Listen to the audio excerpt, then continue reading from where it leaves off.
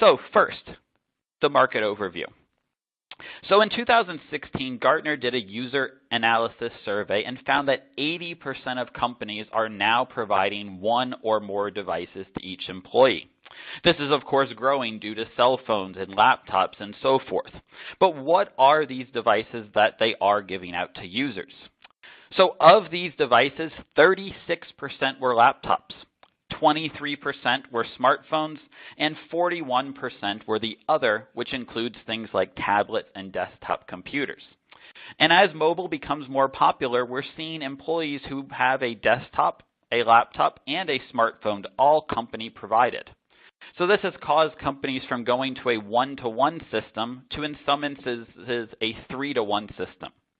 And in doing this, companies usually do not provide more IT resources nor tools to help the IT departments with the management of these additional devices. And so what we've also been seeing happening in the market is an increase in data breaches. These are all of the data breaches, or some of the data breaches, that have happened over the last 2 months. And the one thing that is in common throughout all of these data breaches is usually the person who gets hurt in all of these is the consumer. And as your data is, and that's because as your data is typically what's stolen, whether it's social security numbers, credit card numbers, and so forth.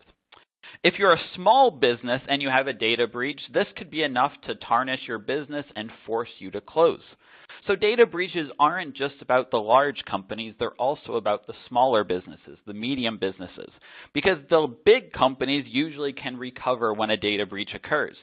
But if you're a law office or a doctor's office or an accounting office, people aren't going to trust you any longer with that data. One of the biggest reasons why data breaches occurs is hacking, of course. And hacking, however, is not what you think it is. Of the category hacking, 63% of it was just guessing weak, default, or previously stolen passwords. And with all the data breaches that have been happening recently, there's a lot of previously stolen passwords out there. And when you don't have a unique password across different applications and services, you run into this sort of thing happening. And another thing that we saw around hacking recently was unpatched servers or devices. So most of this time, the hacking is not some super technical person, but someone exploiting other companies' major errors around passwords and patching and so forth. One of the other big reasons for data breaches is human error. And this human error involves losing devices or having devices stolen. This is a bigger concern when people are moving to that mobile workforce, and most companies think that they just have to worry when their employees are traveling or working at coffee shops or airports, when in fact 39% of devices are stolen from an employee's work area, and 34% is stolen out of an employee's vehicle. And so lots of these statistics may be surprising to you, but this should start getting the wheels turning on why a proper MDM solution is so important to businesses of all sizes. Because can you imagine what would happen to those small offices when any sort of these data breaches would happen to them? Now we'll go through how can you begin to understand your workforce. And you need to not just understand your workforce, but based off your workforce, understand what you need to think about from an operations standpoint. So we'll look at a series of questions that will help you do just that. And first, understand what kind of workforce you have, how they work, then the operational side. And so before we hop into that section, another polling question should have popped up on your screen around, do you allow employees to work remotely? And there's 3 options there, yes, no, but all employees have a corporate cell phone. So I'll give you a second to answer that. And so we're looking at the results, and it's pretty big difference there, with 96.8% of people saying that they allow employees to work remotely. So this is a bigger concern for companies have done that, and also it's to make sure and review your policies that you may already have in place to make sure you're going about it in the best way. So first, how frequently are your employees not in the office? If employees are remote, how often do they come into the office? Because if they do not come into the office frequently, then there's a few things you should think about during the initial configuration of their devices. Because you need to make sure that you can manage them and remote into them and so forth.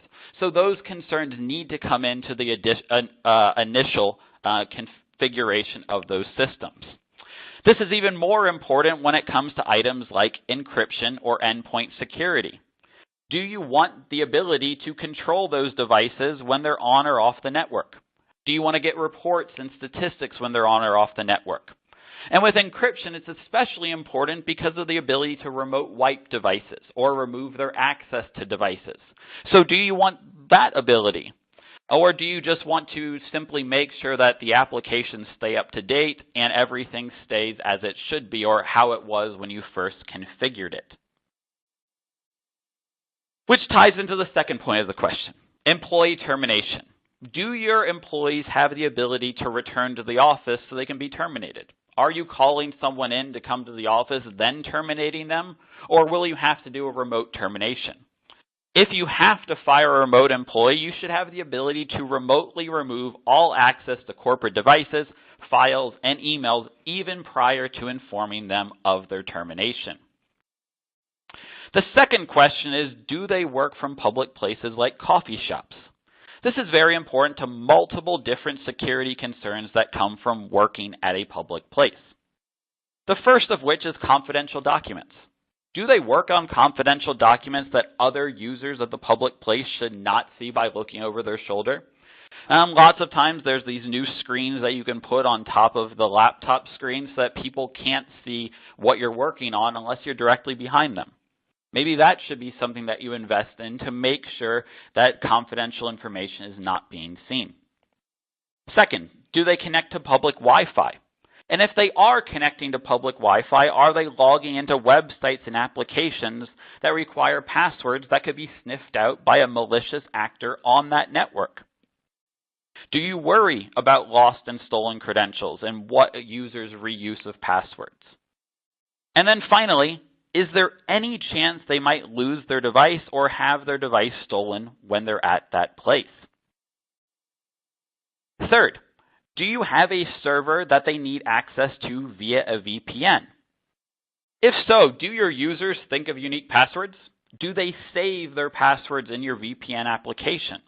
Because if they do, then when a user loses a computer, would it be a problem that the thief would also be able to log into your VPN?